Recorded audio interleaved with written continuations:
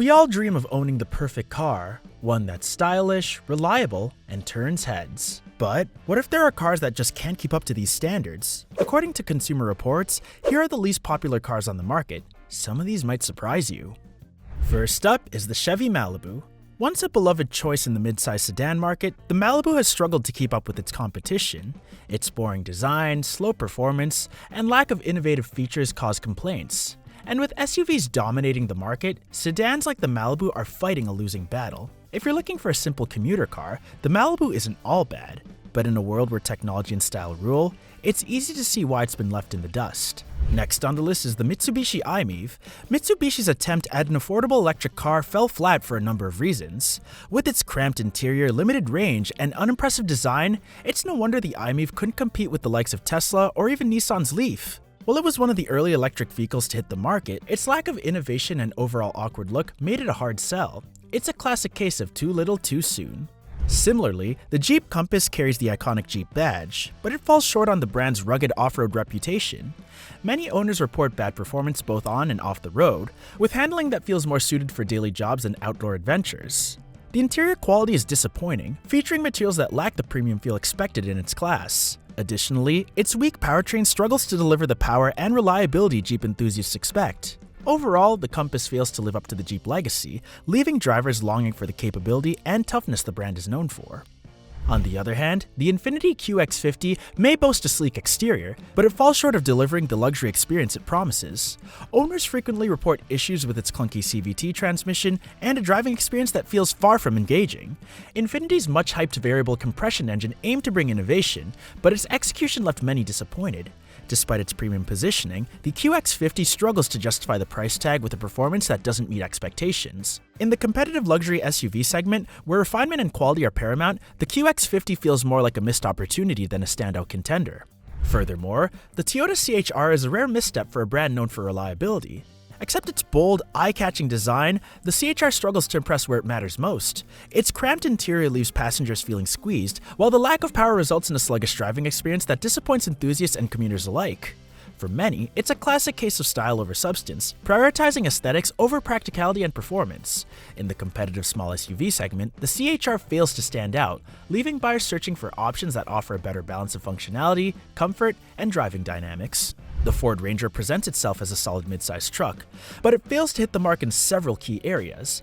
Many consumers have voiced concerns about its lack of refinement and bumpy ride quality, which detract from its overall appeal. In a highly competitive segment dominated by rivals like the Toyota Tacoma and Chevy Colorado, the Ranger struggles to stand out. Its shortcomings in durability and comfort leave buyers wanting more, especially in a market where tough, versatile performance is a top priority. Ultimately, the Ranger feels like a missed opportunity to redefine Ford's midsize truck legacy. Likewise, the Dodge Dart GT tried to inject sportiness into a compact car segment, but missed the mark. Regardless of its bold, aggressive design, the Dart struggled to back up its looks with performance.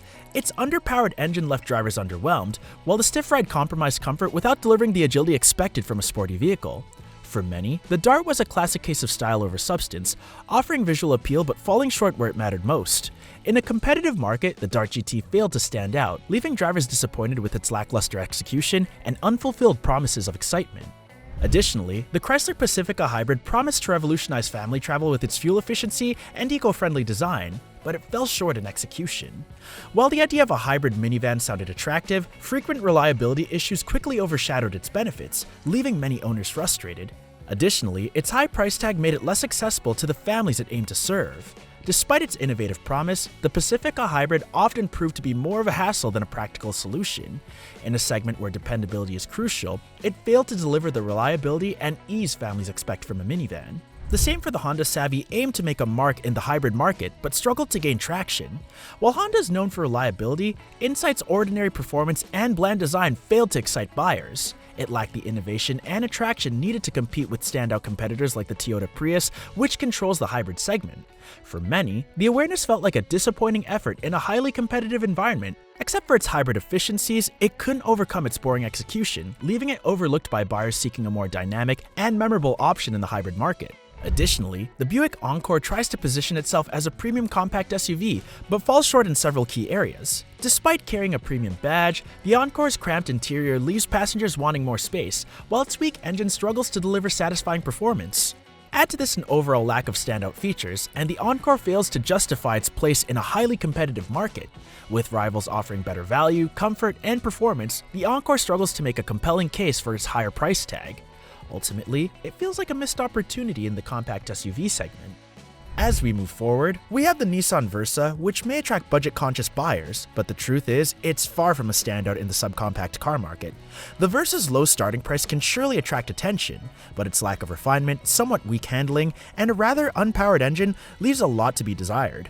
The interior feels cheap, with minimal tech features and cramped seating that fails to compete with its competitors, who by the way are offering much better value and comfort in comparison. At a reported 32 miles per gallon, even its fuel efficiency doesn't do much to elevate its reputation. In a market with growing expectations, the Nissan Versa feels outdated, struggling to justify its place among more polished and capable subcompact cars. Furthermore, the Volkswagen Arteon promises beauty and dynamic performance, but fell short of expectations. While its modern design turns heads, its high price tag and lackluster driving dynamics leave buyers disappointed. Many owners cite its unrefined engine and vague steering as major letdowns, especially when compared to rivals like the BMW 3 Series or Audi A4. Additionally, its interior quality doesn't feel premium enough to justify the cost, leaving it stuck between luxury and mainstream appeal. In a segment where performance and refinement matters most, the Arteon feels like an ambitious concept that didn't quite hit the mark. Next, we have the Fiat 500L. You could say it's as if one took the fun and oh-so-classic charm of the Fiat 500 and, well, stretched it into something way less desirable. Fiat may have had big dreams with this one, but sadly, it didn't seem to work out. In comparison, it's an awkwardly proportioned minivan rather than the compact and stylish city car its predecessor set the market for. A look from the outside feels like someone zoomed in on the regular Fiat 500. The disappointment doesn't cease after you're inside either. Sure, it may be spacious, but materials, build quality, and overall finesse don't quite scream Italian luxury. The infotainment system feels outdated, and driving it, let's just say it's not going to make your heart race, unless you're panicking about the sluggish acceleration. With tons of more reliable and more refined options in the market, it struggles to thrive. This seems to turn Fiat's attempt at a family-friendly car to an identity crisis on four wheels. Last but certainly not least, the Subaru Ascent aimed to capture the family SUV market, but stumbled in key areas. While Subaru's all-wheel drive and safety features remain strong selling points, the Ascent suffers from reliability issues, a noisy cabin, and a bumpy ride.